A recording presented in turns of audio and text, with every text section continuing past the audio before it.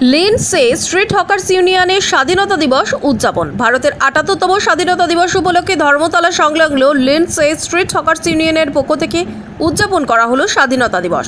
সেই উপলক্ষে তারা ৩০০ জন দুস্থ ছাত্রকে স্কুল ব্যাগ প্রদান করে। ওই অনুষ্ঠানে উপস্থিত ছিলেন কাউন্সিলররা সন্দীপ সাহা, বিধায়ক স্বর্ণকমল সাহা, জনাব মুজাফফর খান। হকার্স ইউনিয়নের সম্পাদক বলেন, তারা বেশ কয়েক বছর ধরেই দুস্থ ছেলে মেয়েদের স্কুল ব্যাগ দিচ্ছে। তারা চায় শিক্ষার অগ্রগতি হোক, সবার কাছে পৌঁছে যাক শিক্ষা। তিনি এটাও বলেন, তাদের প্রত্যেকের ব্যবসা করার অধিকার আছে, তবে অবশ্য রাজ্য সরকারের দেওয়া আইন অনুযায়ী। তিনি বলেন, আমরা নিজেরাও গরিব বলেই অন্য গরিব মানুষের কষ্ট আমরা বুঝতে পারি, তাই সাধ্য অনুযায়ী আমরা গরিব মানুষকে সাহায্য করতে চাই, চেষ্টা করি। সন্দীপ সাহা বলেন, হকার্সদের সম্পর্কে অনেকের অনেক ভুল ধারণা আছে, কিন্তু ওরা যথেষ্ট সমাজ সেবামূলক কাজ করে। আমরা গর্বিত যে আমরা ভারতীয়, আমরা বাঙালি।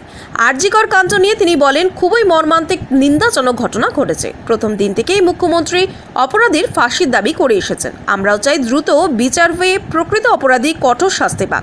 অভিষেক ব্যানার্জি একই দাবি করে বলেছেন, অপরাধীকে গুলি করে হত্যা করা হবে। রাত 12টার সময় ফ্রিডম অ্যাট মিডনাইট করে প্রোগ্রামগুলো করা হচ্ছে। কালকে স্বাধীনতা দিবস। 1947 আমরা স্বাধীন হচ্ছি। আমরা সকলে ভারতবর্ষের স্বাধীন নাগরিক হিসাবে নিজেদের গর্ববোধ করতে পারি। তার আগে ভারতবাসী সব পরাধীন ভারতের নাগরিক ছিল, আর এখন আমরা স্বাধীন ভারতের নাগরিক। খুব আনন্দের দিন। এই দিনটা আমাদের সকলের উৎসাহের সাথে আনন্দ উপভোগ করবে। এবং একটাই আমার কথা, যে মেয়েটিকে আরজি করা হচ্ছে, যে ডাক্তার মেয়েটিকে যেভাবে নৃশংসতার সাথে তাকে হত্যা করা হয়েছে এবং তার শ্লীলতাহানি, তাকে রেপিং করা হয়েছে, এইটাকে মনে হচ্ছে ওর বাবা মা কালকে কোনো আনন্দ পাবে না। এটা ব্যথা রইল। সমাজের একটা ইট, ওকে ইমিডিয়েট মেরে ফেলার আইন দিয়ে শাসনের দরকার, ওকে গুলি করে মারা উচিত। আজকে আমি আসছিলাম এখান থেকেই, এরকম ঘটনা ঘটায় এরকম একটা মানুষ সমাজে থাকা উচিত না। এরকম মানুষকে হত্যা করে দেওয়া উচিত, আর না। এই জন্য আমার ওই দিনটা মনে পড়ছে, যেদিন এই ঘটনা ঘটেছিল। আমি গত পরশুদিনও গেছিলাম আমাদের এলাকায়, আমার হসপিটালে যেখানে আমি চেয়ারম্যান আছি, সেখানে গেছিলাম। ডাক্তাররা সব এখানে অবস্থান ধর্মঘট করছে। সবাইকে বললাম, তোমরা যতটা ব্যথা নিয়ে আজকে অনুষ্ঠান করছো, তার চেয়ে কম ব্যথা নিয়ে আমরা নেই। রাজ্যের সাধারণ মানুষ ওই ব্যথা নিয়ে আছে। সুতরাং এই যে ঘটনা যাতে না ঘটে, তার জন্য এমন শাস্তির ব্যবস্থা করা হোক যার কেউ সাহস করে কোনোদিন এই ঘটনা ঘটাতে পারবে না। আমি তাই মনে করছি।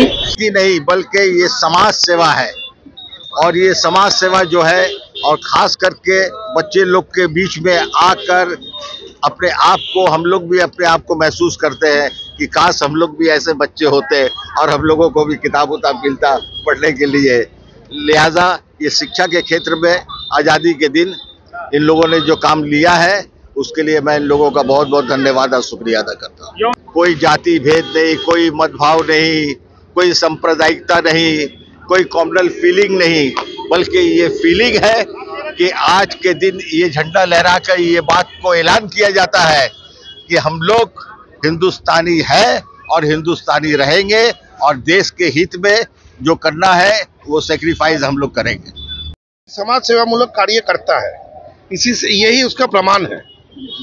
हॉकर के बारे में बहुत जगह पे बहुत अफवाह उड़ती है, गलत धारणा तैयार होता है, बट वो बात सच नहीं है। ये लोग समाज के लिए भी काम करते हैं, और देखिए समाज के कौन ही हिस्से के लिए कर रहे हैं, जो हमारे भविष्य है उनको उत्साहित कर रहे हैं, क्योंकि वो लोग मजबूत बनने से ही तो आने वाले समय में हमारा समाज मजबूत बनेगा। आप अपनी स्पीच में ये भी कहे कि हॉकर्स के बारे में लोग सोचते हैं कि जमीन दखल करके वहाँ पर अपना फुटपाथ दखल करके लोग अपना व्यवसाय करते हैं, उनको लेकर क्या कहेंगे? देखिए, सुप्रीम कोर्ट का नियम है, और वो नियम मानते हुए ही कलकत्ता में, बंगाल में हॉकर अपना हॉकिंग कर रहे हैं। देखिए, इनको भी तो मौका मिलना चाहिए कि ईमानदारी से अपना रोजी रोटी कमाए, अपना घर संसार चलाए। वही ये लोग कर रहे हैं, और नियम के अंदर रह के करे, जो नियम के अंदर रह के हमारे यहाँ के हॉकर हमेशा करने की कोशिश करते हैं। ये पहली बार नहीं कर रहे हैं, इससे अगले साल भी हम लोग करते हैं, उससे अगले साल भी किए थे, और हम लोग ये कोशिश कर रहे हैं कि शिक्षा को जितने से ज़्यादा बढ़ाया जाए। हम लोग का कोशिश, जब तक हम लोग का जिस्म में जान है, हम लोग ये कोशिश आगे करते रहेंगे, जब तक बच्चा लोग को भविष्य पढ़ाई में, शिक्षा में जागरूक किया जाए। हम लोग समझते हैं और वो तकलीफ समझते हुए हम लोग दूसरे को मदद करना चाहते हैं।